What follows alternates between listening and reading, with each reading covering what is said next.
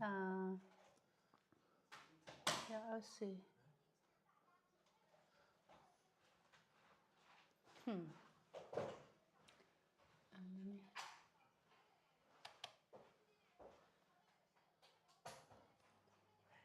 Okay. Out for noise.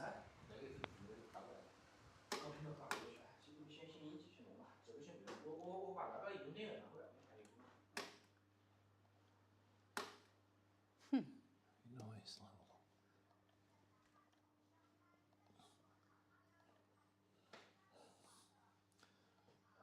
Okay.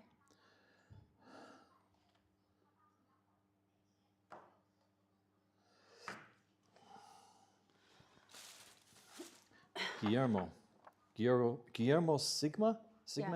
Yeah. Okay. Guillermo. That's Guillermo.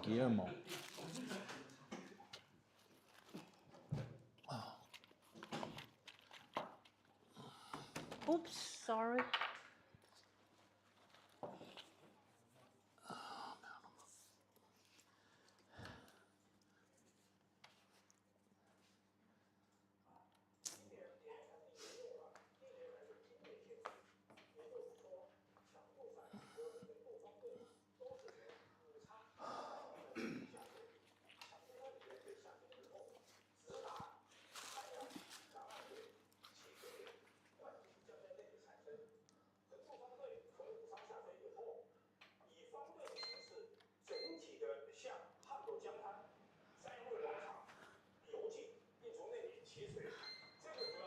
我们可以开始了。等一下，等他们出去，然后那个有风吗？有，但是会不会影响那个？有背景音。还好，又对它的弹，这个开空调。会不会？你把它关了算了，它有风就行了。哎。还好。那我们出去了。好，可以开始了是吧？ Turn this up a little bit more.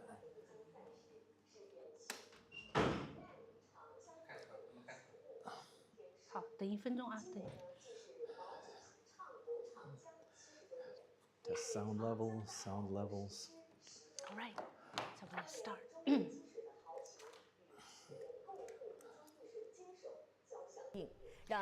Hello, this is Sarah Shuzhen in Wuhan, Hubei province of central China. So here we are at the main venue of the July 16th swimming series of the Fitness for All activities.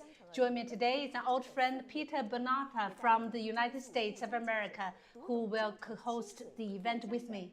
Hi, Sarah. This is Peter in Wuhan. Welcome to this year's 51st Yangtze River crossing event. We're going to have 70 local and international swimmers brave the challenge of crossing the third longest river in the world here in Wuhan. Of course, not the length, the shorter distance, but central China's picturesque lakes and river capital is Wuhan. Afterward, 29 teams of 2,001 participants will cross the Yangtze River in formation. The youngest swimmer in today's event is 14 years old, and an actually total of 755 swimmers are going to join the event for the first time. Today in Wuhan, it's sunny with a temperature of 35 Celsius, about 95 Fahrenheit degrees. Nice and hot weather to cool off with a swim in the Yangtze River. Well. So we are having the annual event again, a big thing. So this year the event will stick to the classic route. So participants will start their swim from Minglu Wharf number 1 at Hanyangmen in Wuchang and proceed to the southern shore of Hanyang, covering a distance about 1,800 meters. So registration closed on June 26th. With a total of 118 participants registered, so 79 men and 39 women. So this year we have one woman athlete from Manchester, UK, 2 male and 2 female athletes from Bangkok, Thailand. So 2 male and female athletes from Christchurch, New Zealand, and 2 male and female athletes from Kansas, Russia.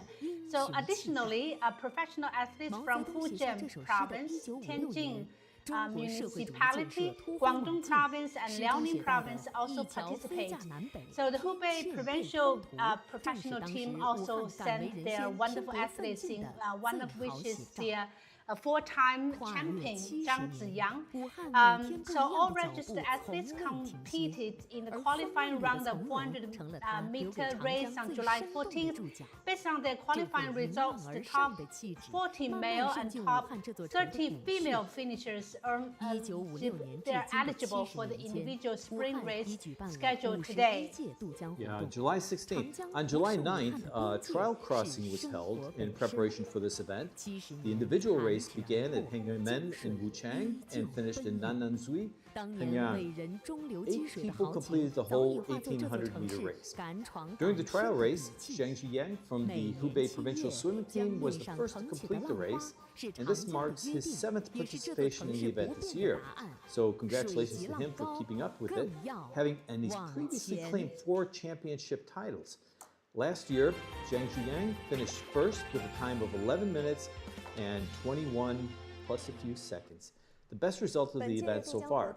He's now looking forward to his 5th title. Yeah, we actually have a feature story on him. We'll come back to him later. So actually, I noticed that last year, after bringing waves and fierce competition, the champions of the men's and women's individual, Zhang included, they're from the Generation Z. So as Xia Zixuan, a girl from Wuhan, won the women's championship with a time of 12 minutes and 53 seconds. As she recalled, the waves were high in the middle of the river and along the riverbank. I was trying to swim upstream, so I felt scared, but I just kept kicking upstream. So finally, she made it to the bank, even though she was being pushed away a couple of times. Last year, we also had 6 foreign athletes from Britain, Russia, and Italy participating in the event. So afterwards, this Stefani gentleman from Italy, he said, "I felt tired, but this is a wonderful event. We had a great time. The last stretch of water was fast and it was so difficult, but it generally was good." And Ashley Hogg, who had been here for the 6th time last year, he was wearing a new hat last year as the captain instead of swimming in the Yangtze River himself. Had a girl under his supervision, had a good time also. He was always amazed by the fast change in Wuhan. Yeah, Wuhan has actually done quite a lot in terms of promoting this event and its historical significance. I found a story touching from last year's race. And again, we do have some young folks participating, as always.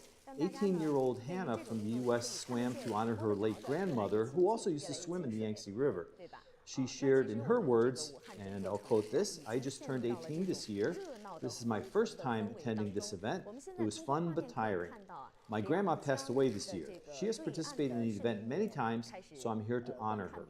Her mom, Wang Yaling, a Wuhan native, shared that, "My daughter joined in the event to commemorate her grandma, my mother. My mother passed away on New Year's Eve. When she was young, she crossed the Yangtze River many times. She used to be the flag bearer of Wuhan University's river crossing team, which is impressive. When I saw Hannah was calling for information on the river crossing event, I thought it was a good opportunity to remember my mother." Yeah, what a wonderful story and very touching.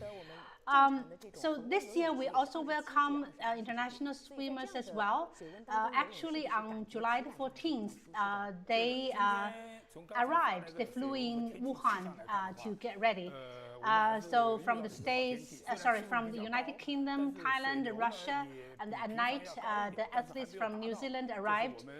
They had this adaptive training at the Wuhan Children's Sports School to optimize their physical condition and prepare for the river crossing. So let's wish them the best.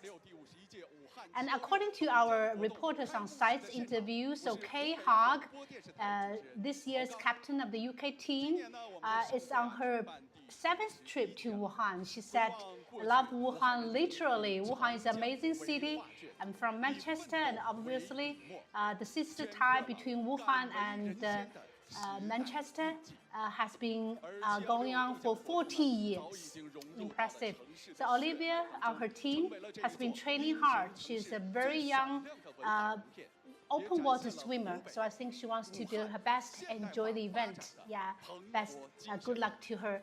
And Olivia said that my first time in China, felt a little bit nervous, but it's going to be hard, but I'm excited for the challenge. Yes, definitely I want to come back to Wuhan sometime, and it's really pretty. I love all of the culture and the food. Yeah, the food. I think you might agree with her. Absolutely, it's one of my favorite cuisines. Yeah, and then we have captain from Russian team, Gruzel. So he said, I'm quoting, I've heard from my colleagues who took part in these competitions last year, and their emotions were very, very impressive. And the team members are very excited about the event. They want to achieve a higher score and do their best once again. And then we have this, the captain team, captain of Thailand team, actually of French nationality, Adox. I'm quoting from her, we try to do the best and try to follow the Chinese swimmers if we can. And China is the best country of swimming. I'm really interested to see how the Chinese work for swimming, for teaching. Last, we have the contestants from Thailand. Ratavavavit. So I'm quoting him saying, now we proceed through the training for the Asian Games coming this fall. But we come here for competition in China with everyone. I think it will be a very good experience for all of us. And then another contestant, Komo Chanak from Thailand, he said, I'm so excited, I will do all the best. And finally, we have a gentleman, Yaroslav, 20-year-old contestant from Russia. He said, here I am in Yangtze River. Actually, we're all here. Now, we have the opening ceremony going on. We have the national anthem of China. Everybody stands up to honor.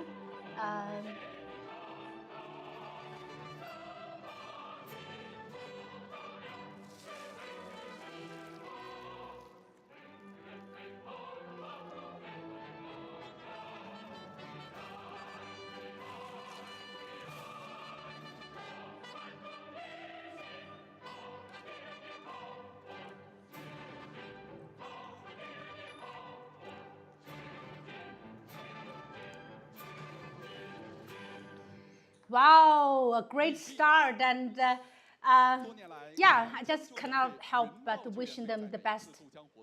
Yeah, I think we're very lucky to have such good weather today. It's warm, but it's also just a little bit overcast. I think will help with keeping the heat under control. Even if somebody's in a river, they're going to have to maintain some temperature control. But we wish everybody the best of luck in this race.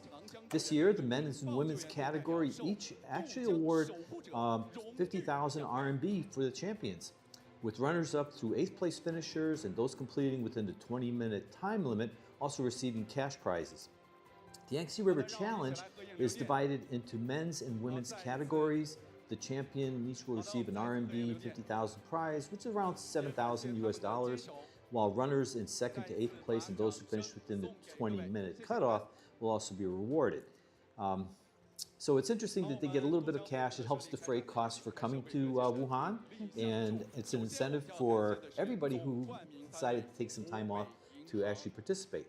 There's been a lot of rain recently here, and I wonder if the water level has risen to any point where adding some turbulence might impact the swimmers this year. Yeah, actually, the latest is that today, the Yangtze River water level is expected to be 24 meters with a flow rate of 38,500 cubic meters per second, and an average velocity of approximately 1.36 meters per second.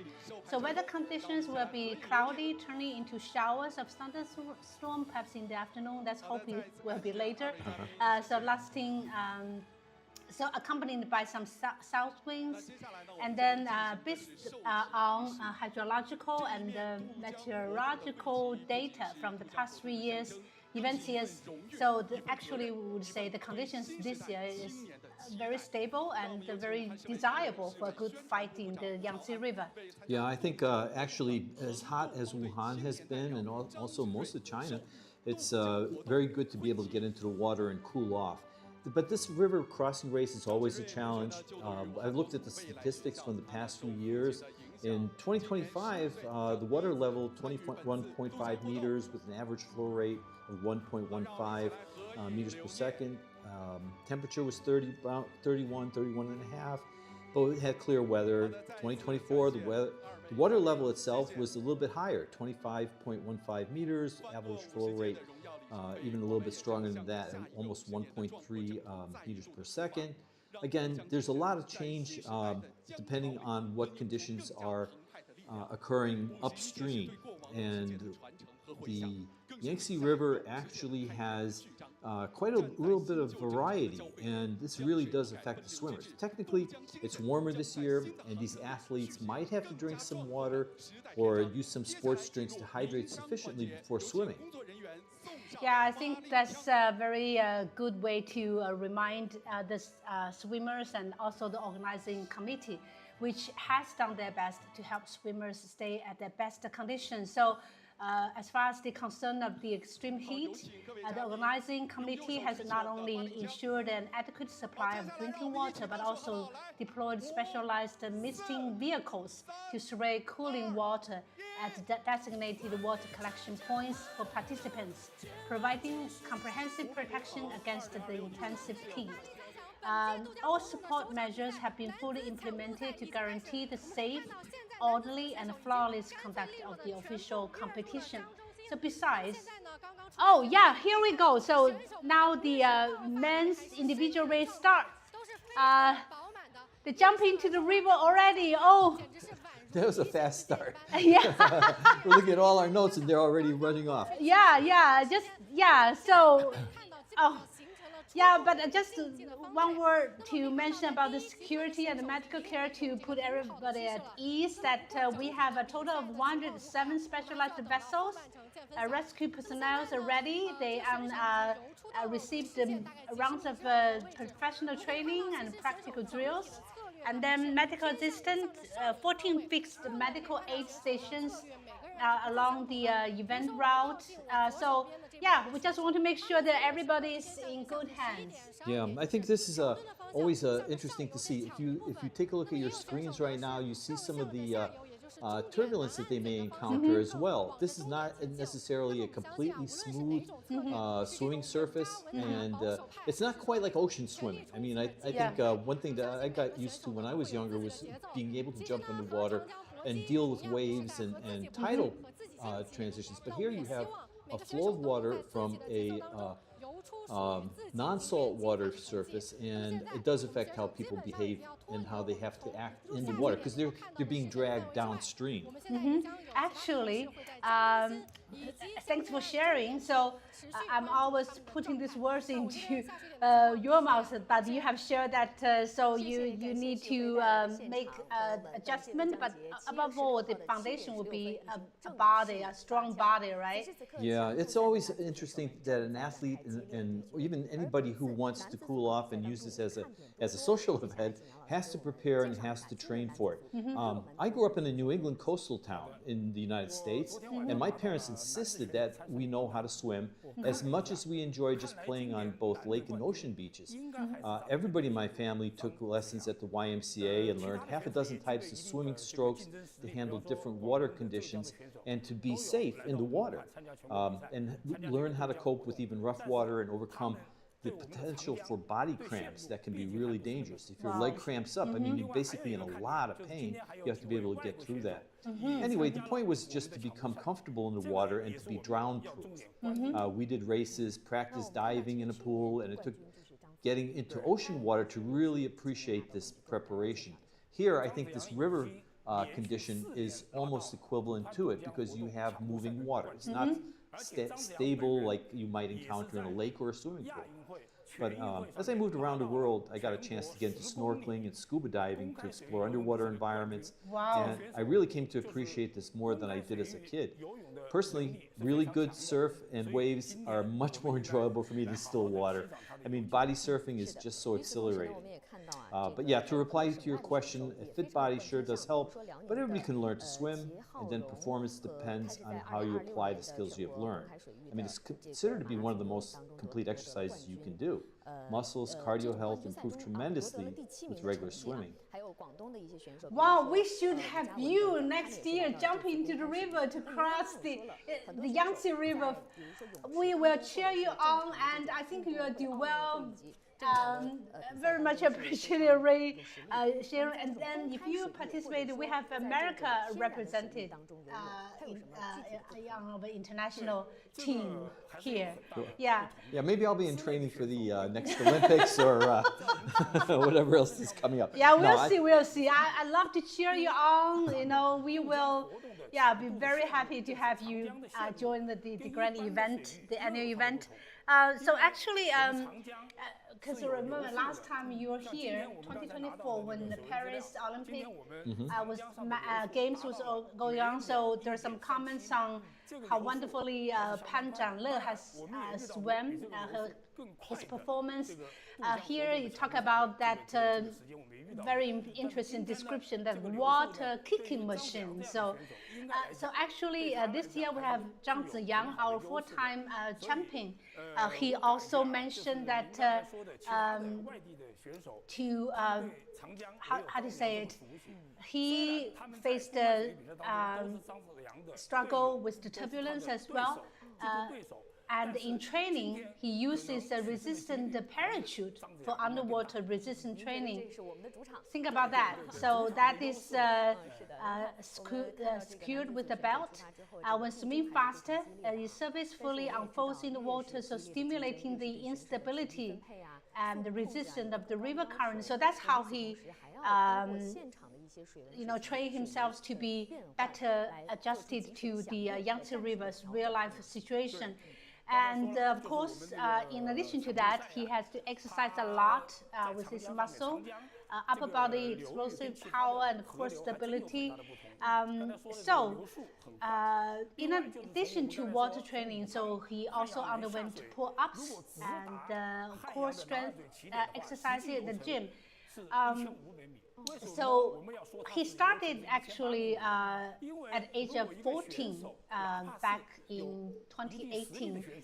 First time try, got the 16th place, but then next time he got second place because he miscalculated some water flow, but he got a second. He learned his lesson, and since 2022, he got four-time championship respectively in 2020, 2022, 2024, 2025. After the first time he got the champion back in 2019. And his dream is that one day, no, not so close, not so far away, that is 2028 Los Angeles Olympic Games, in open water swimming, he wants to try, and we hope him last because he was very competitive. He won the men's 10-kilometer marathon swimming event at the 19th Hangzhou Asian Games, which was 4 years ago, and securing the first gold medal in this event's history at the Asian Games. So we certainly wish him good luck, and also all the men contestants here, good luck to reach the Yangtze. See, this is the destination they're reaching. Yeah, actually it looks like a very competitive race this time, and we're seeing that the water is a little bit choppy, and I would like everybody to note that there are rescue boats and medical facilities available all the way along this course. If there's a cramp that somebody gets on this kind of a race, you really want to be able to pull them out of the water, let them stretch out. Of course, most of the people that are in the lead are going to be experienced athletes. This is not necessarily a first time for the leaders. So they are used to dealing with water chop and also with the physical conditions that may occur while they're swimming, and just be able to deal with it. But anybody following on, if you're just trying swimming and things like that, be aware you can get a cramp, and that pain is severe. You have to be able to stop where you are and stretch it and be able to deal with it. But we're seeing a very, very good performance right now, even with the flow of water that we discussed a little bit earlier today. Yeah, and we see that actually now we have ladies ready. They are going to jump into the water. And yeah, as you mentioned, the challenge of the dealing with the turbulence and the physical condition, we did notice that as I have a record here, people didn't make it. So 1966 until 2024, we have at least half of the contestants who didn't make it to the destination on time. So 2021, 33 out of 153. In 2022, 34 out of 183. In 2010, 8 out of 59, and I can go on. But yeah, just put the long story short, it is challenging. But we do have people, they are not only physically strong, but also, as you said, that going through training to and get the experience like Yangtze, so he know how to navigate themselves across the river. Yeah, a lot of times when we look at the television screen and we take a look at these competitions and events, we think, oh, it looks kind of mild. There's no waves. It's nothing special compared to being in an ocean with lots of waves hitting and things like that. And if you're looking at surfing competitions, you think about, wow, those are huge waves. People are going to have difficulty. But here there's a water flow. And it's something that they have to deal with in terms of resistance training to be able to overcome that water flow and make it to where they're supposed to be on the opposite bank. So if you think about it, yes, you're swimming, you're trying to maintain a certain line to get to your destination, but you're constantly being pulled and pushed by the current that it's occurring. And on top of which, sometimes, you know, if these competitors are very close to each other, they can interfere with each other as well. So that's another consideration as much. Yeah.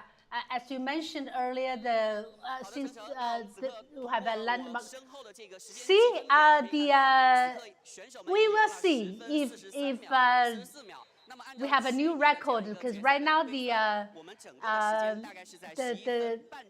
it is tickling. It says 10 minutes, and see we have 1, 2. Yeah, they're getting close. Now it's a sprint to get to the end. Oh my! But this is great. This is what you're looking for. You want to have, see, there's 1 leader and 2, 3, 4. So actually, it's very, very competitive race this year. It'll be interesting to see what the final time is going to be. Yeah, certainly we're looking forward to a new record, but isn't it exciting to see, just because as Yangtze record after he finished the test, the trial test, he said that the water competition looks even better than last year. So last year, here we have number 1. So let's get ready to hear his name announced. We have 1, 2, 3, 4, 5, 6. Oh my, they are fast. Yeah, this is a very, very competitive race this year. I think they're trying to beat the heat, but you know. Oh my, so please. Let's see who got pulled out. Let's see his face. 11 minutes 58. I think it could be a little bit earlier than that. You get time to hit the finish line.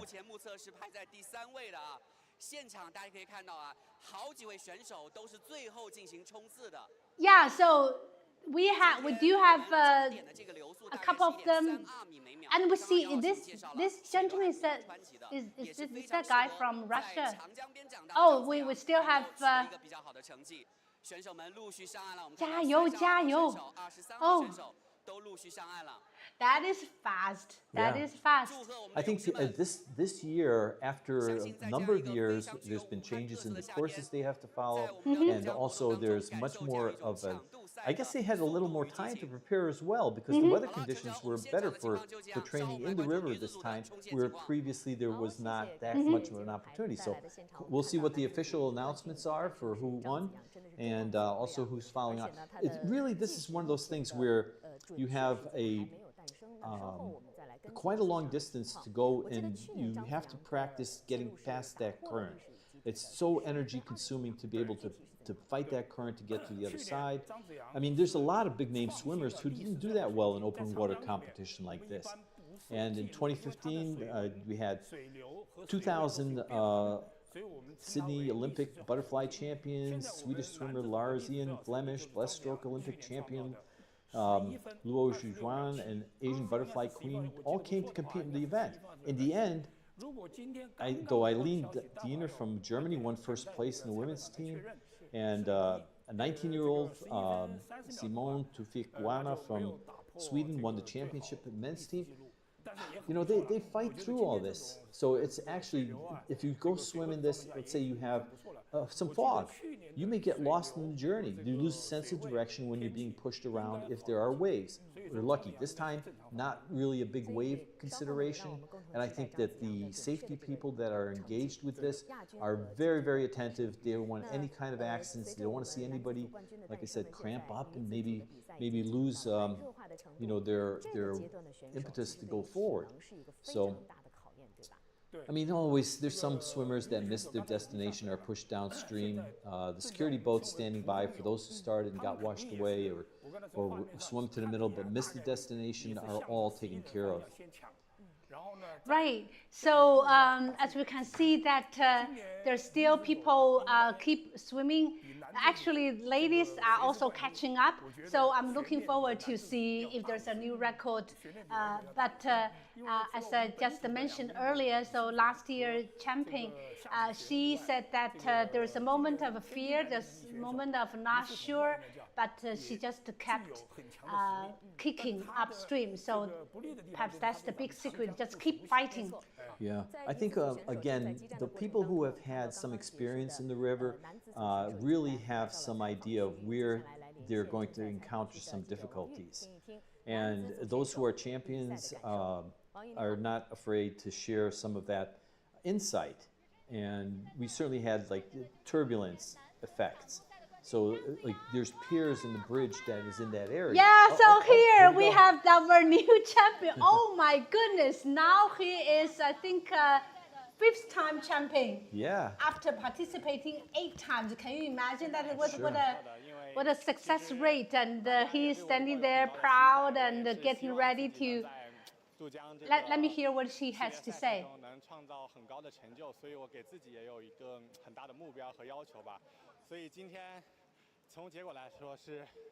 顺利的完成了我的预期目标，但是可能从过程中我还有可以做得更好的地方。Wow, he's being modest. He said that as much as he made it again, he said that he's, in hindsight, he thinks that he has some improvements. I think this is a good attitude because Asian Games is coming in the fall, and then we have Olympic coming in 2 years in the United States. Yeah. So it's always to, jump into the river, to exercise, to try, but at the same time, keep reflecting, keep improving to be better and better. Yeah, and we're lucky because Wuhan is a great host country, great host city for a lot of events, and I think there's an opportunity to get a lot of practice in with different competitions.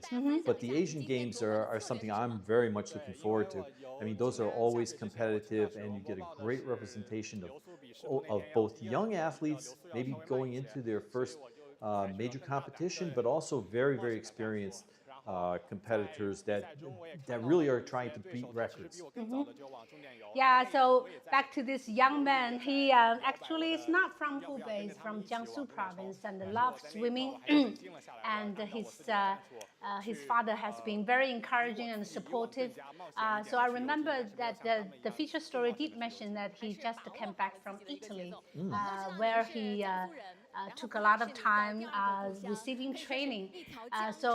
But coming back to Wuhan, his second hometown, I say, every year to participate in the Yangtze River crossing. As I'm quoting from him, this Yangtze River is amazing, always the best experience. He's always has this awe. He's awed by the magnificent Yangtze River, and has been so far the most challenging but most gratifying experience to cross the Yangtze River. So it's a good exercise, and it will hopefully gear him up for the final big day. Yeah, it's a tradition to be able to swim across the Yangtze. So I think that one of the things that anybody who's participating here has to have a sense of the history of the event, has to have a sense of what role it played in the development of China.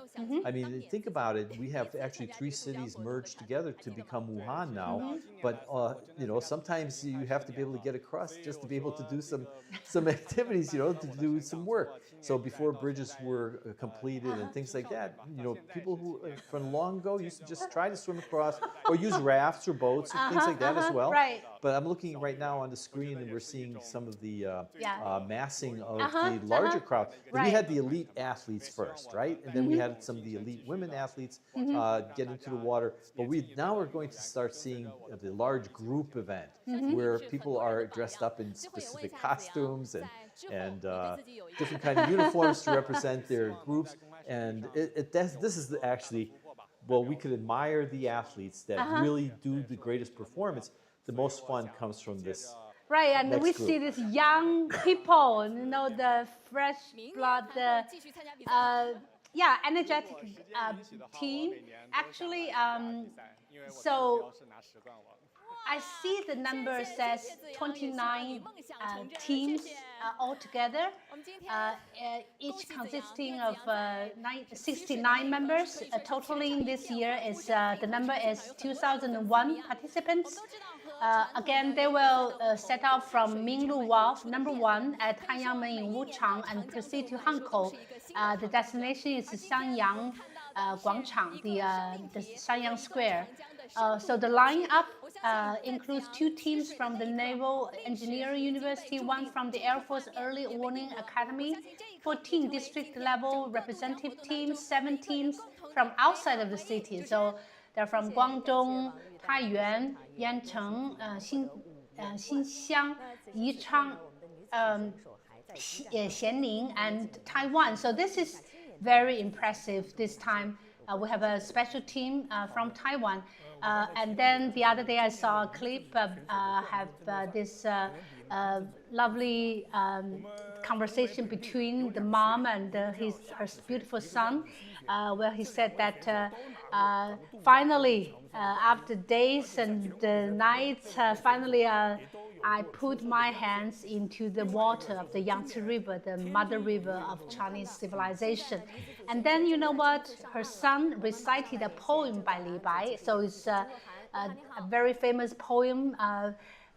Almost every Chinese can remember which goes to the end. Say, it's actually the conversation between the Yangtze River and the Yellow Crane Tower, the iconic hallmark of Wuhan. So he recited the poem. So I think that moment, my heart was greatly touched. So I think one of the things that we're all very happy about is that Wuhan is a college town. And I think when I was looking at the description, you were just mentioning some of the participants as a group. I think we have 4 college teams this year participating. Yeah. College town, and I think that where you and your wife stay is close to Guanggu, the OBC, right? So that's where you have a lot of brain power, a lot of young energy there. Yes, indeed. No, there's obviously we have some great universities in the Guanggu area, whether it's HUST or whether you take a Wuhan University, and then there's a lot of other universities that are also in that particular area.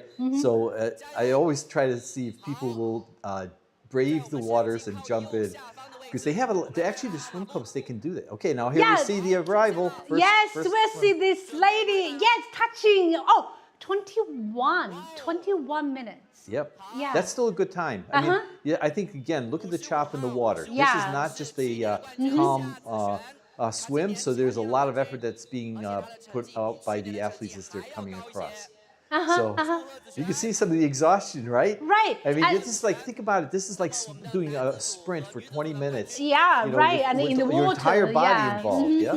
And if I heard it correctly, it's her again. So the last year's champion, Yeah. Madam Xia. Yeah. Yeah. So but look at how they're arriving. They're not coming straight in. They have to come in at an angle in order to beat the currents. So yeah, they're performing very, very well. And also, I think in this case, they're struggling to get through some of the current we handicaps. have this lady. I hope from Thailand. Oh. Yeah. Wow, She's that's great. doing very well. Yeah. No, it'd be great to see- Congratulations. I think it would be great to see more international competitors come here for this. I mean, it doesn't go into some of the other competitions that you see in organized sports, but in itself is just a fantastic opportunity to become part of the environment here and the social activity and just the great sense that they're going to accomplish something by crossing the Yangtze. Yeah. So back to the university town we just talked about, a lot of brain power and also useful energy. So actually, not so long ago, from June the 14th to 17th, we have 2026 World Youth Development Forum themed Youth Leading Development, Creating a Better World Together. So this event brought together 12 international youth organizations from UN agencies and more than 500 youth delegates from over 120 countries. So they attended the forum on the theme of artificial intelligence, AI, and youth development, volunteer service and poverty alleviation action theme forum, thematic forum on creative economy and trendy culture and global youth development project week, matchmaking symposium. So we covered this event as well. And I have to tell you that it was a very exciting event. Yeah, I think that one of the things that we're very much aware in Wuhan that there's a lot of civic pride. And a lot of times when we're on the subway and metro, we take a look at some of the Wuhan videos. And the 5 letters of Wuhan took a little bit different appearance lately. It used to be W for water, U for university, H for happiness, A for art, and N for network. But now the H stands for high tech. Yeah, and it's a very good description of, because Wuhan, with altogether 83 universities, especially in the area where we're staying, the Optics Valley, there are a lot of innovation going on, and that's very remarkable. I see. Back to these young representatives from the event, World Youth Development Forum, they felt odd at seeing the Optics Valley sky ray. They think this is sci-fi fiction into reality, and also powerful Dongfeng Mengshi, the very powerful driving vessel, and the innovative Lotus EV, especially in these days when conventional energy is at challenge. A lot of electricity driven vehicles, they're now getting very popular around the world. So innovation. So back in February, we have the Wuhan-made eVTOL. So they made stunning debut, and then. Just think about that. There is no need for a runway, takeoff or landing space, a battery electric vehicle, or fully autonomous operation. So it's almost like and you can order it for your private use. So certainly showcase China's hardcore capabilities in the low-altitude economy to the world. And also international friends, whether they're senior diplomats or descendants of the flying tiger who came to Wuhan recently, they all enjoy interacting with the adorable and very capable functional humanoid robots in Wuhan. Yeah, I'm not sure how I feel about interacting with humanoid robots, but certainly Wuhan deserves the descriptive name of City of Scientific and Technological Innovation. I think that's one of the things that attracted me to the city when I first was coming here. It's just a fantastic place for innovation. And I've been involved in international business for many, many years, but I especially appreciate the amazing development that I've seen happen over the years in Optics Valley, and I live in that area, so it's much more proximate to me. I just step outside, sometimes take a walk or take a metro into different locations for meetings and conferences. But Optics Valley companies represent some of the largest research, development, and manufacturing bases for things like optics fiber cables and optical communication devices. I mean, this is actually what drives a lot of data flows around not only China, but the world. It has a lot of critical strategic, scientific, and technological capability from the various companies that were out there. Yeah, actually, in this year, so electronic information enterprises in OVC have exceeded 16,000. Just think about the number from scratch, like 20 years ago. Now exploded into 5 figures. So highlighting a cluster of representative optoelectronic enterprises, including the renowned YMTC, YOFC Changfei, so HG Tech, S-Link, Fiber Home, Guide, Infrared, and CICT Mobile. So they're rising at an unprecedented speed. I mean, I could see you're truly proud of your hometown. I've lived in Wuhan for some years, going on 7 years now, and I was a regular visitor for some years before moving here. The development of the tech community and opportunities for folks in Wuhan is really special. And a lot of it I give credit to the university systems here. But let me draw you back into the event today. We're bringing audiences around the world the live broadcast of the 51st Yangtze River Thank you Crossing for event reminding today. me. Yeah, I could be totally away with all these remarkable achievements that Wuhan has made over the past year or years. So look at the how well even in the water they are in good order, and they shout slogans, they carry banners. It's a fair guess to see that they had a lot of training before making what it looks like today. Yeah, I'd say that since the end of May, over 20 of the local crossing teams participating this year in the Yangtze River Crossing Festival have been training in public water bodies, including the Yangtze River, the Han River, and East Lake. Meanwhile, teams from the other regions, such as Taiwan, from Shaanxi, Guangzhou and Guangdong, and Yangcheng, Jiangsu, they've trained in their respective local waters, trying to simulate the Yangtze River crossing under varying conditions. And in July 4th, there were 23 participating teams, over 1,500 swimmers that entering the water in orderly formation while chanting respective slogans. I mean, this is something really, really special.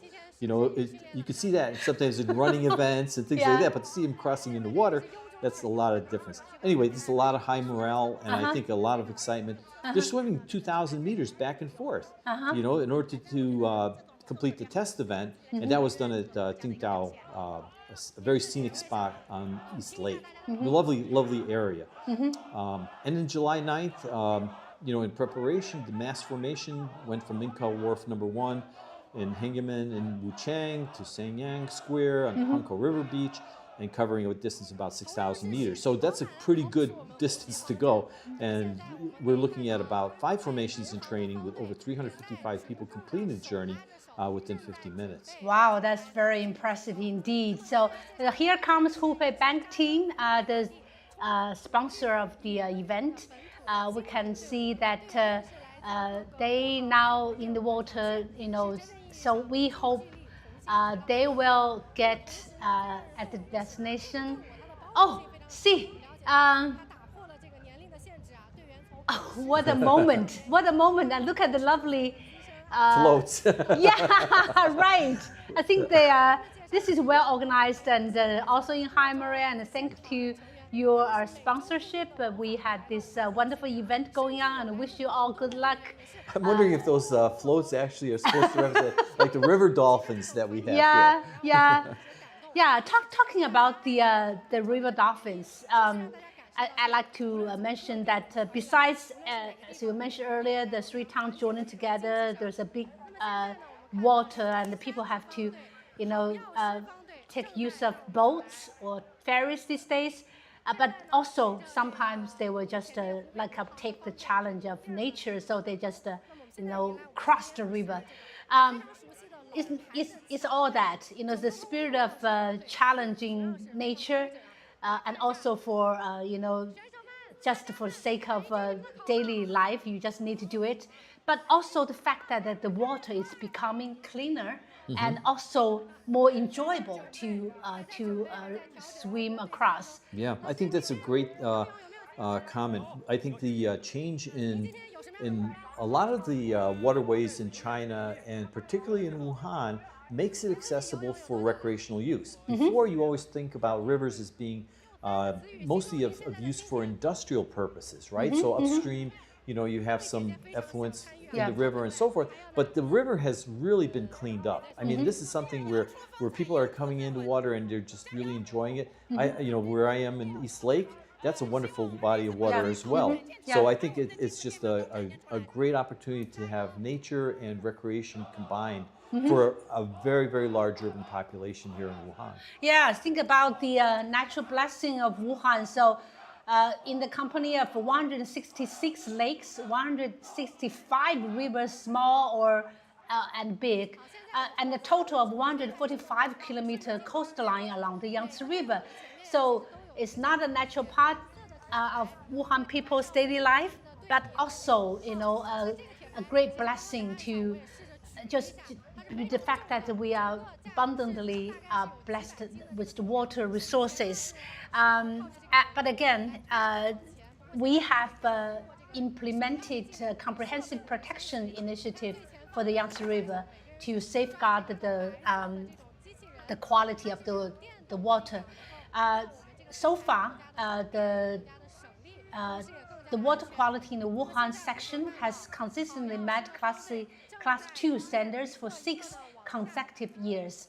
And we have the wonderful news of Phoenix porpoise have returned and have stabilized into 3 distinct populations at Jinkou, Tianxingzhou, and Shuangliu.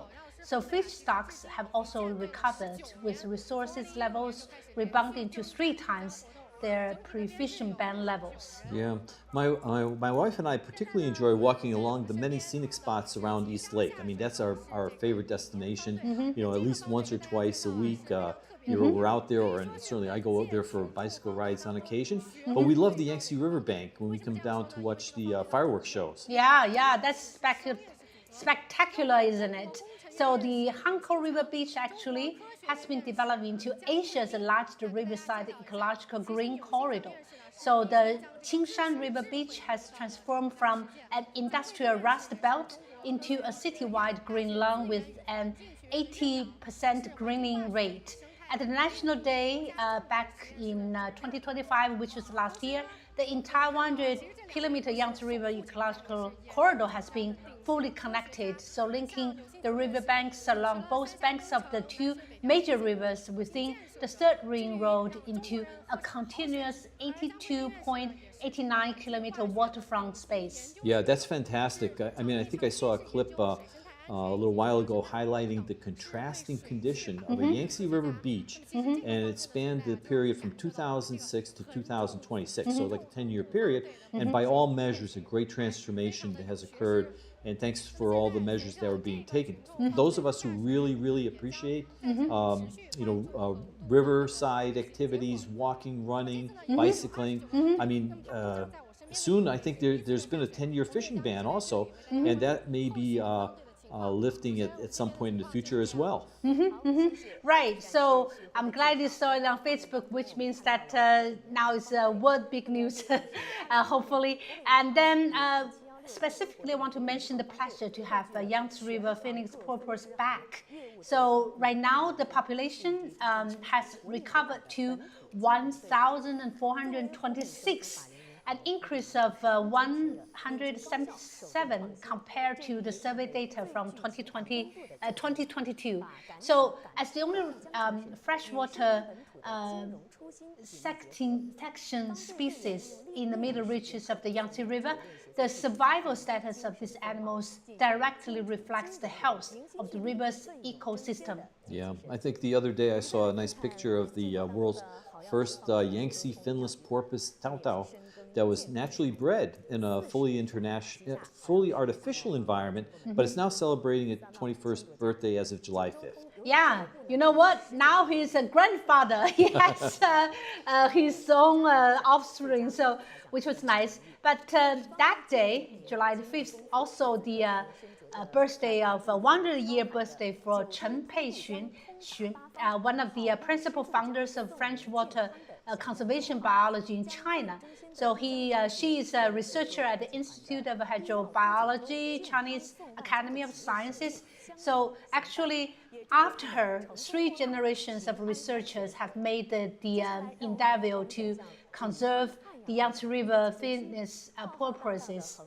So that day, they gather at the Beijing Dolphinarium of IHB and CAS to celebrate the 2 birthdays of Tao Tao and Miss Chen Peixun. So think about the Yangtze. Actually, we have Yangtze finless porpoise as the city symbol. What's that Representative. word? I mean, it's a Yes. representative mascot. for Yeah, the city. exactly. So it's now become legal to have it to be the city mascot. But after this happened only after all these people have made these sacrificial and concerted efforts in conserving. I think Wuhan does invite people around the world to come and jump into the Yangtze. But again, for safety purposes, make sure you're at a place where you can have some lifeguards or you have floats and things like this. It's not just jump in and enjoy. Make sure that you're doing it safely. I mean, this is the 3rd longest river in the world, and it's great to see it resuming its vitality and diversity. Yeah, right. So actually, Wuhan has made more than that. So honor the event so much that Wuhan municipal regulations on public fitness. So now stipulate that a mass Yangtze River crossing event shall be held annually on July 16th, which is today, this year. So with the corresponding week designated as a National Swimming and Fitness Week. So this tradition has now been legally safeguarded in Wuhan. So all the way back in 2015, the tradition of crossing the Yangtze was inscribed as part of Wuhan's intangible cultural heritage. Last year, we celebrated the 50 years anniversary, and at the same time, it was honored as World Swimming Federation China Swimming Day. So this year, Hubei Provincial Department of Culture and Tourism released the Hubei Sports Event Tourism Activity Ranking, and the Yangtze River Crossing event is selected as one of the top 10 flagship events and designated as Wuhan's iconic summer celebration. So let me ask you, since you are also a sports fan, besides river crossing, what are 1 or 2 events you can mention that? You know what? I really like the marathon. You know, the marathon is actually one of those things that draws a tremendous amount of people, and in a lot of ways, it's more accessible than a swimming event. Swimming events, you really have to train for. Come on. There's no way you're going to jump into water and swim across the currents and things like that without a lot of preparation. But I think almost anybody can do walking and running here. And of course, summers here are brutally hot. I mean, this is a characteristic. You know, it's one of the heat boxes of China. But in fact, you can do running and walking and hiking very, very easily. The park systems here are just tremendous. And again, we live very close to East Lake, and that's a great destination for walking, hiking, and biking. And I think that when we look at some event that draws a massive crowd of people like the marathon, you know, you really get an appreciation because they run all through the whole city area too. So it gives anybody who's looking at sporting events a real introduction to Wuhan. Yeah, right. So also Wuhan Open, which is coming soon, which will bring world famous tennis players. So very exciting as well. Yeah. So. Yeah, right. So, you know, our efforts of conserving the 3rd longest river in the world deserves good celebration. You know, as some of the activities that you mentioned earlier about the people, you know, not only taking walks, but also doing all kinds of events along the riverbanks. Yeah, I think you have to understand a lot of times when we're looking at sporting events and we're looking at these really athletic guys now, right? They're just like so psyched to get into the water and do their thing. This is really impressive for somebody like myself because I kind of like the attitude that they can go in there and conquer something, in a physical nature. I mean, sports really draws people together. And if you could do it as a group, it winds up being a fun activity. And it really gets people to communicate with each other, to hang out. And then there's always the social activities that follow. So, I mean, one thing that I think most of the participants are looking forward to is that there's actually a Yangtze River Crossing Carnival, right? That's going to occur for the next couple of days at Sanyang Square and the river and the Hankou Riverside and in our area, Wuchang's Hangaman Garden area. But this is integrates a lot of different concepts. It's not only just the athletics, but also deeply integrates the Lotus-themed culture. So there's something there that draws people in and has some commonality. I mean, sports, cultural tourism, consumption models. I mean, in economic development, we also look at how we can do all this combination thing that draws a wide variety of people's interest, right? It's not just one thing. Right. Just being able to cross over, I mean, we call it, there's some technical terms in economic development, dual consumption experience. But that really, all that means is you have a daytime water activity and then a nighttime waterfront social interaction. And it's a huge amount of fun. So you can have a different kind of approach depending on your personal interests. And again, we're talking not only about one or two people, we're talking about families. So you have a difference in age. You're talking about people who are interested in a lot of different things. It just winds up being a lot of fun. But I got to say, there's going to be 4 distinctive sections from the things that we're reading about this year's event. You have the Hormone Yangtze Crossing Music Party, water sports industry exhibition and sales fair, a market, for trendy stuff, a Lotus Wind and Dolphin themed photo spot. I mean, there's a lot of stuff. Comprehensively, this is going to enhance visitors' experiences. And it really does revitalize summer waterfront consumption vitality. I'll have to check this out. Yes. So pick 1 or 2. You might get your satisfaction guaranteed. Okay. Let's just listen to the on-site interview of the lady. Obviously, she looks tired, but I also heard she said that keep fighting. It was challenging. 你是说为这个吗？对，为这个活动。调整心态吧，其实其他的都还好，就是训练正常就行。Yeah, she did mention that in times of challenge, like you said, the water currents, and she had to readjust herself really fast. In the water, you really don't have that much time to think about it. You just have to, it's like a muscle memory, or just after years training, you just instantly, your instinct, all years of training kicked in. 武汉专业游泳队的运动员，然后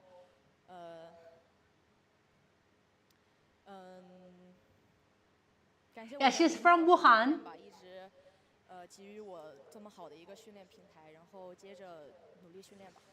Yeah, so she will keep receive training. So, born here, grew up by the Yangtze River. 站在这里的还是我。 Yeah, she will come back. She will come back next year. So welcome. We were looking forward to having you back and creating new records. But most important of all, enjoy the water and keep fighting, keep training. So, yeah. So, besides the exciting all the activities for consumption, we do have good news for consumers, so which is the Han Sports platform. We have 3 million yuan in water sports consumption vouchers and 1 million yuan in sports-themed night event vouchers that will be distributed for you and your wife and other consumers. So these initiatives continue to encourage public participants in water sports and effectively boost sports-related consumption, hopefully. So you have good time and also, at a reasonable cost, affordable. Yeah, that's really, really nice. And I'm sure that everybody who can get access to it will really, really be appreciative. I mean, the supporting events series themselves, included this year includes Wuhan's Little Yangtze Finless Porpoise Swimming Festival, right? So you have little events for kids, right? It's a citywide inter-school swimming competition, and it targets primary and secondary school students. And they had attracted over 700 young athletes. And throughout the festival, 12 of the athletes were selected as special judges for the river crossing event. So you see them in the background there. The River Crossing Young Ambassadors Initiative had more than 200 entries in painting and essay categories from students across the city. I think this helps a lot because schools really should encourage participation in these kind of athletic events. It really makes it seem much more accessible if it's supported through the school systems. And the selection process for flag bearers of the outstanding river crossing teams has really been a lot of fun for a lot of folks. I think the recruitment of river crossing experienced officers has officially launched, right, garnering a lot of attention on major short video platforms. In collaboration with the Cultural Tourism Group, the premium tourism route, Jenga Rua, or painting of rivers and lotus, was introduced on the Wuhan Cultural Tourism platform on June 27th. So it's gotten some publicity, right? Again, it integrates water-based crossing experiences, right, which are swimming, but also you have ferries, you have different ways of getting across, even the bridge systems with the land-based sightseeing activities really expand the cultural tourism value chain. And again, I'm talking maybe a little bit as an economic development guy, because I like to see this kind of thing where people get involved with the city and activities. It humanizes what is what is something that just makes it an extraordinary place to be. Right, so the whole city actually is mobilized and energized by all this good arrangement of events.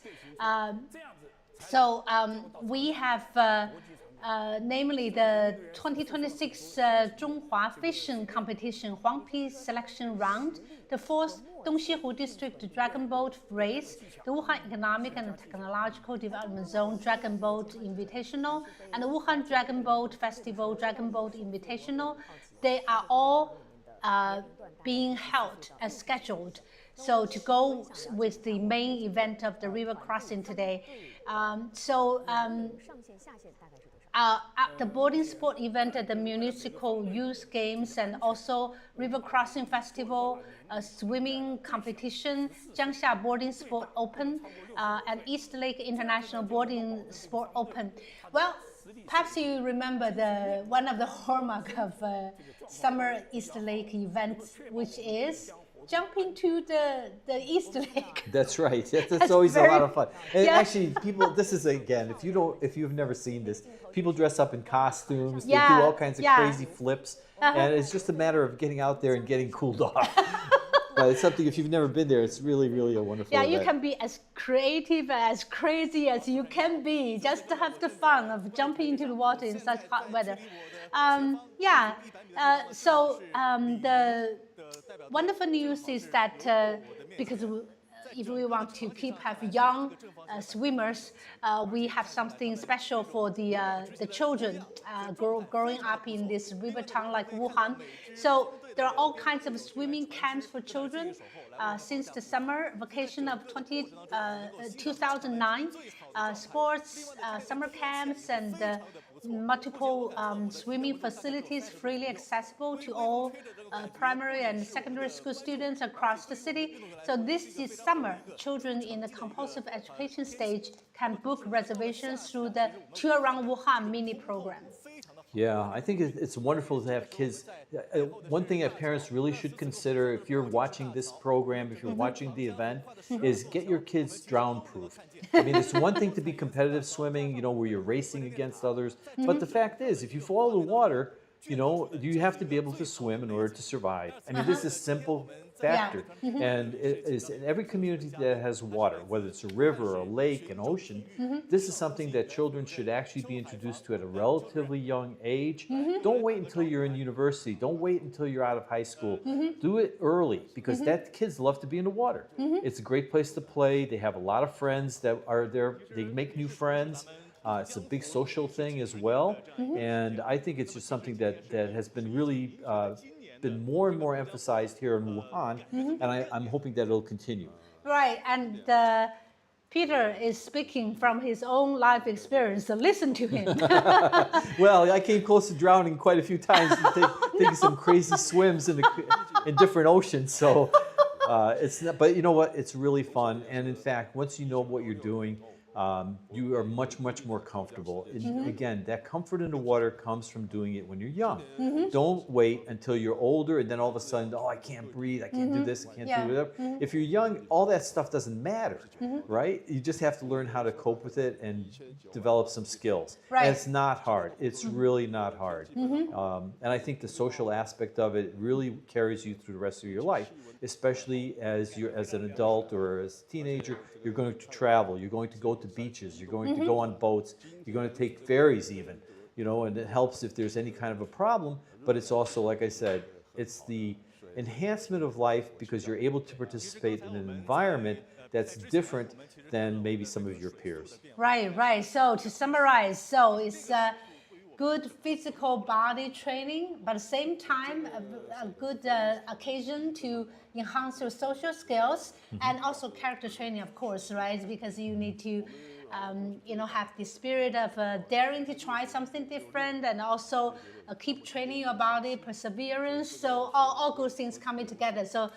that summarized the promotion for swimming. Yeah, I mean, it's again, I think of these events as leading you to be inspired to build some skills and to try it for yourself. I mean, parents, if you're listening to this, no matter where you're coming from, and we have a lot of international representation in Wuhan, you know, and sometimes, you know, hey, I grew up in a place where water was part of our lives. And here in Wuhan, we're very, very fortunate to have a lake system, we have a river system, we have schools that have access to water, and we have these training programs for kids that really don't cost anything. You know, think about that. Before, everybody had to pay for lessons, and here you can get, you know, free lessons to get started.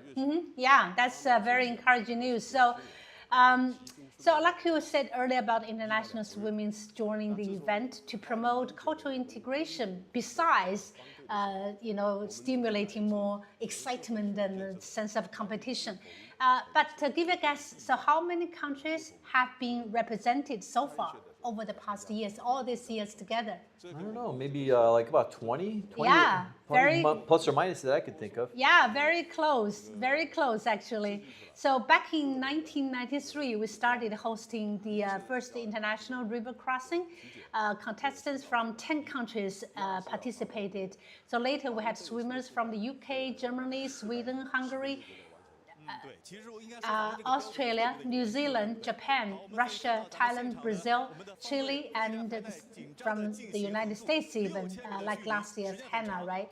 So sometimes something worth mentioning is that in 2015, Simon Warner from Sweden and Eileen Dina from Germany captured the men's and women's champion respectively. So not very often that this in a sense, they got the upper hand.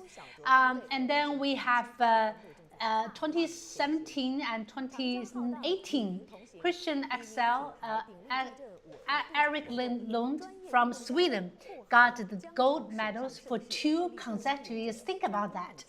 And starting from 2017, Ashley Hogg from Manchester, UK, for the 5 years he participated in swimming. Last year he came back as the captain. So his best record was the 6th in 2017. And yeah, so besides we had Tommaso Dendon from Italy, Sokolowski, and Sokolovsky. please, yeah. So from Russia, and Hannah from Pennsylvania, USA, who swam to honor her grandma. We just heard the story. So we had, yeah, many different countries being represented. So which means that we are having a bigger international friend circle around the world. Yeah, I think all of the international swimmers on a continuing basis have open water swimming experiences. So I'm really looking forward to see how their times have been and their continued participation in this and following events as well. Right, so we will have the record soon, hopefully. So right now we have the mass formation groups, they are still crossing the Yangtze River, and presumably they will reach the destination of Shanyang Square in about 50 minutes altogether. So we'll see how they are doing. Well, when you swim in the Yangtze River, if you have the moment to look up, take a breath. So you look at the sky, broad sky, and also what do you see besides the sky above your head? Well, I see the bridges. Yeah, exactly. So as someone who has been here for so many years, how many bridges we have across Oh my the gosh, Yangtze? I don't know, 10, 11. Yeah. Actually, you're right. And at the end of this year, we have 12 altogether. Okay. Think about it. And which one impresses most, may I ask? There's an older bridge that was built in cooperation with the Russian government Yes, a long yes. time ago. And whenever I cross it, I think it's a red color. It's quite a dramatic crossing. So I think that's the one that comes to mind the most. So Yes, that's the first one. And we just celebrated, I guess it's 6 years old. Very impressive work, remarkable work, and that's the first Yangtze bridge, the bridge across the Yangtze River, connecting the north and south, and still, as you can see, remarkable technique and remains strong despite all the, especially the flood, gigantic flood back in 1998. Yeah. So that's quite remarkable. But also we had, I don't know whether you have been there personally, but you see a very impressive picture of the water raining, drizzling, and then you see it reminds people of the scene. You see the 钢琴师 pianist, the Hollywood movie pianist. Yeah, the you see, pianist. So actually, they do arrange from time to time a pianist or two to sit under the bridge to play. So that makes a very nice summer night event. So you can go to watch the river and look up to the bridge, but while enjoy wonderful, cool time with the company of beautiful music. Wow, I've really got to try it. I have not done that. Yes, yes. So now please do. see, I learned something by coming here too. Yeah, 鹦鹉洲大桥, so 鹦鹉洲 Yangtze River Bridge, and as you can see, if the weather permits, and from where you are at, for example, at the starting place of the river crossing, you do not only see the magnificent Wuhan Yangtze River Bridge, but you can also see from their second bridge, and in that direction, you can see 2 more bridges. So in clear day, you can see as many as 4 or 5. So very impressive work. So talking about bridges connecting people, because I remember when I was a student near Chicago, I love watching the architecture, like a museum, lying up while I took the boat down the Chicago River. I think that these days, if you go to the Hankou area on the other side of the river, you can also see, if you take the ferry boat, you look in that direction, you see a lot of architecture representing Western style, because you had a lot of history there. And more importantly, it's not just only in the, we have this very impressive Western style architecture, but they are renovating it. So I don't know whether you have been to that area. So you have the renovation of the Bagong House, the Russian style, but same time you have a lot of American style, like the Huachi banks, the old side of the American consulate site. So, history, architecture, they're now being integrated into daily life and making part of your life. So you can walk into history, enjoy your life, enjoy, part of the, the river city with all these buildings. very nice. But if you come to our side, Wuchang area, you can also go to old spot like Wuhan Old City. We used to host the half marathon of Sure. So they're also renovating that area so well you can enjoy a very good local food feast, but at the same time you can look at the Yellow Crane Tower at night, which was really nice. And if you go to Tanghualing area, so it's also where East and Western culture blends. You see old Western style of architecture, but at the same time you have old sites of old dynasties, imperial testing houses.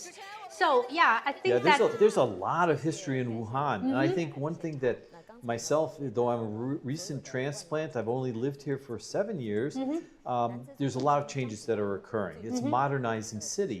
There you have the historical locations. I mean, you go to the old customs house area for some shopping and walking. You can go to the museums.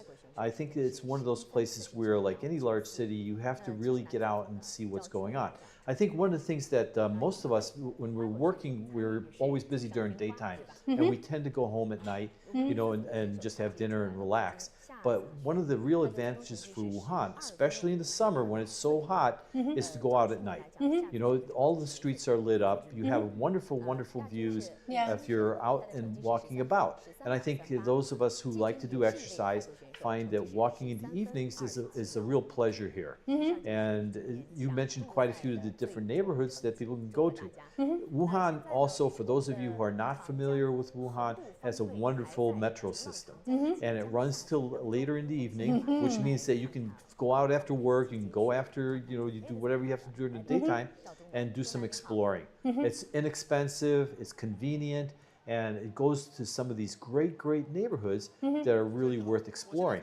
I think another thing is when we're talking about river activities, and we're looking at some of the folks here that are getting cooled off with a little bit of water spray and getting ready for their trips out there, is the fact that you can go out there and you can really do some exploring in the evenings. Restaurants, the barbecue places, which is personal attraction. For me, one of the things that drives me out to get a meal, it's just a wonderful place to go out and do some socializing. And a lot of times you run across people who maybe you haven't seen in a long time. Maybe you meet a neighbor. Maybe you meet people who are also visitors. And it's always interesting to get out and explore some of the old town areas. I've got to say, I'm in a modern area, you know, with Optics Valley and so forth, but we have shopping boulevards and concourses and malls and things like that. But go to the old parts of town. Those are the most interesting to me. Yeah, wow. It sounds like a very great promotional piece for Wuhan. So in the picture of a big China travel heat around the world. So come to Wuhan where you have all this different experiences. If you want something modern, you have something, historical, you can have your satisfaction guaranteed. May I allow to say. So now I have the record to share. So about this year, so we have men's individual race, Yangtze from Hubei province, again the champion, and this year he has won a record of 11 minutes 33 seconds and 74. And second place goes to Wang Baojun, also from Hubei province, 11 minutes 46 seconds and 88. And the third place goes to an international swimmer, Rest Wheat from Thailand, with a record of 11 minutes 49 94. And the fourth goes to Chen Mingxia from Hubei province with a record of 11 minutes and 55.86. And for women, ladies, we have Xia Zixuan from Wuhan, and her record is 12 minutes 52.40. And Li Xingxuan from Hubei province with a record of 13 minutes 13 seconds 38. And then again, the record third place goes to the lady from Thailand, Kama Chanak, with a record of 30 minutes 27 seconds 50. And then the fourth place goes to Lady Man Yu from Wuhan, with a record of 13 seconds and 30 minutes, 38 seconds, 32. So congratulations to all the individual challenges.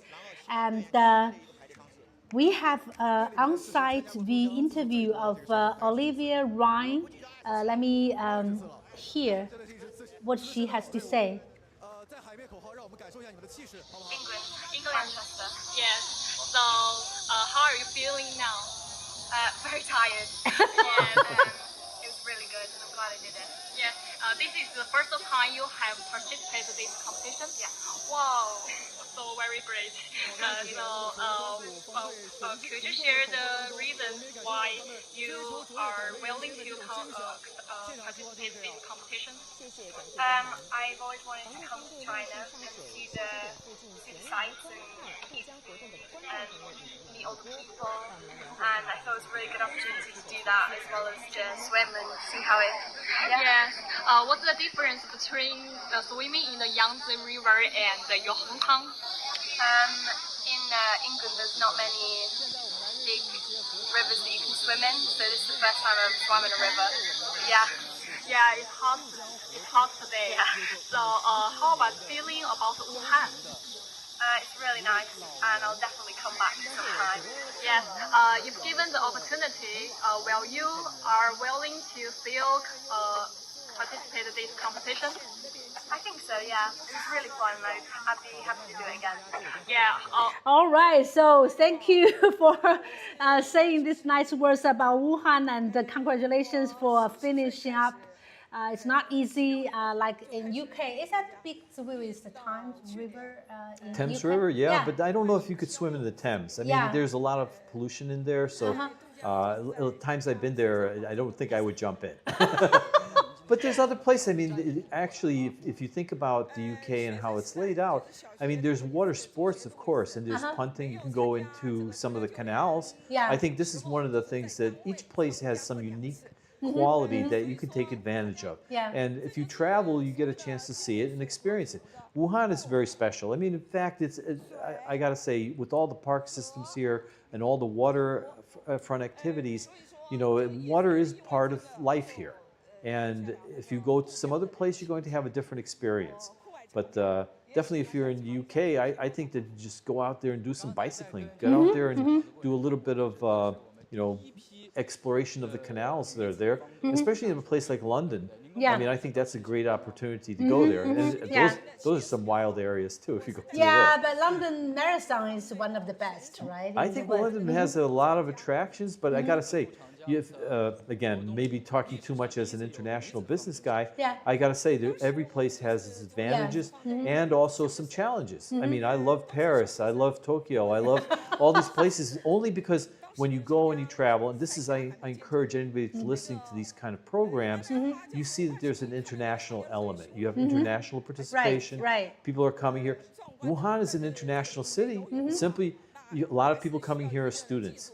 So if you are listening to this, get out there and explore. See what you can see while the time is available for you while you're here. Wow. You could Thank you, bury yourself Peter. in a book, but you can go out there and check out what's going on. Wow. It's also a very young city. I mean, Yeah. think about it. I think Wuhan is about 11 million population. 1.1 million of those are students. Yeah. That's a very nice percentage of the population. So here we have Drew Barron from New Zealand. Let's hear what he has to share. Kind of slackened off a bit, so slower. But then as we came to this side, it got a lot faster. I was caught off guard a bit. But So compared to your daily life, it's difficult or not? yes, yeah, it's difficult. Like, We usually swim in like a 25-meter pool in Christchurch. So coming and swimming across this huge river is quite difficult. also daily life you are swimming in swimming pool, not in river. Yes, yeah. So it's the first time you jump in the river. Yeah. Right, so thank you for sharing. First time, always a little bit struggle to adjust to different currents. So welcome back after you get a good experience and hope for a better performance next year. But this year, first time, already very impressive, and thanks very much for sharing. I think in a Christchurch, we have a very solid friendship with Christchurch. I think 2 months ago, the city mayor already visited Wuhan for twice, and very impressive with not only just modern things, but also very little things like the waste management. He wants to learn. So I think that that goes to a service level of going down to that, like, okay, we have these issues, perhaps you can offer, I look at your solution, and the vice versa. So we learn from each other, which will build the bonds deeper. Yeah, congratulations again. And we have this interview of the swimmer from Thailand. Let's hear what he has to say. It's good because for me, I have one show before, but for competition, but it's very good with the big city, everything good, but for me now it's only the competition. Maybe I will come the next time to travel or holiday. So how you feel like when you compare to the Chinese? I think it's really good because it's the technology, it's like the building, everything good. Yeah. Said the other Chinese swimmer. They're very strong, very good. Really? Well, so far his comments is very good, which is very encouraging to us as organizers. So, well, Thailand, they have a lot of ocean beaches. They can try the open water, experience. And I think that he mentioned earlier that the captain mentioned earlier that they are looking at the Asian Games, which is a very big continental event, may I say. I think it's a good experience for him to try here in the Yangtze River, compete together with Zhang Ziyang, who is also going to participate. So we have a little warm-up exercise, may I say, of the Asian Games event. Yeah, right here in the Yangtze River. Yeah, I think the Asian Games are going to be a fantastic event. I mean, you have a much different participation than you might in the Olympics or some of the other global sports programs. And I think that one thing that we are always aware of is that Asia has a unique characteristic. It has a unique cultural differences between the countries and the like. And to be able to have competitive events from all these different representative locations and nationalities is going to be just a really, really fantastic sporting event. Yeah, thank you for saying that. I think that's so true. That's so true. So now we had we're bringing the interview of Bennett from New Zealand. Let's hear what she has to say. It was a really good experience. That current's pretty strong out there, but yeah, I'm pretty happy with it. It's your first time swimming in the Yangtze River? Yes, it was my first time. We had a little training session yesterday in the river, so that was like a good, first time experience. But yeah, it was nice. So the weather is very hot, right? Yes, it's very hot. Is this bother you? Is the weather bother you? Oh, a little bit. It gets a little bit hot, a little bit sticky. Yeah, coming from winter in New Zealand, it's definitely a big shift, but we've had a few days to acclimatise, so that's been nice. Yeah, so that's the, how do you say, she's coming from the southern hemisphere where we are right in the middle of hot summer. So That's right, it's a completely opposite climate. And New Zealand itself has cold waters. Yeah. So jumping in here, it's really quite a unique experience. Yeah, right. But it's great that she's able to compete. I mean, this is really, think about it, you're flying all the way across the equator, come here, jump into hot water. It's a good event. So I'm glad she was able to make it. Yeah, so Yangtze River crossing actually has been the platform for all the international swimmers coming from around the world to have their first time experience into language. What's interesting to me is listening when they're talking about the effect of current on their swimming.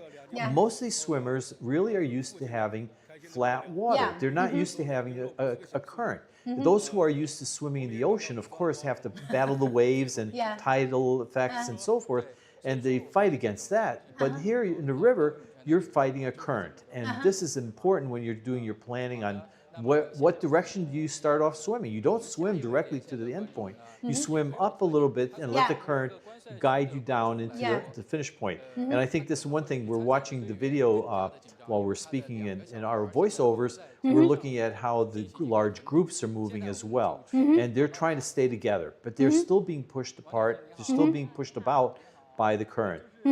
But actually doing quite well. I'm looking at a lot of the arrival, it's coming in very, very, they're all quite close to each other, not being pulled apart all that much. Right. I think that one very innovative way of not promoting, but getting a little bit warm up of the, is that they had a gentleman from Spain who experienced, share his experience of trying crossing the. So this gentleman is from Spain, and he's a teacher here. Guillermo Sigmund. Yeah. So he shared to kind of give a little bit warm up experience of the river crossing. He said that fun experience of crossing the river, but before that they had a lot of training. For him personally, 3 times a week already. So we also mentioned that earlier in the mass formation. So this gentleman is in the mass formation. At the same time, we have this young man from Taiwan. He is right now a college student, also participating in this special formation group. Very nice experience for him as he shared. And then we have a special old gentleman, 66 years old, Lu Huating, a butterfly champion once. Yeah, had a very deep affection for the Yangtze River. So we are about to, I think that the mass formation group has almost made it to the destination.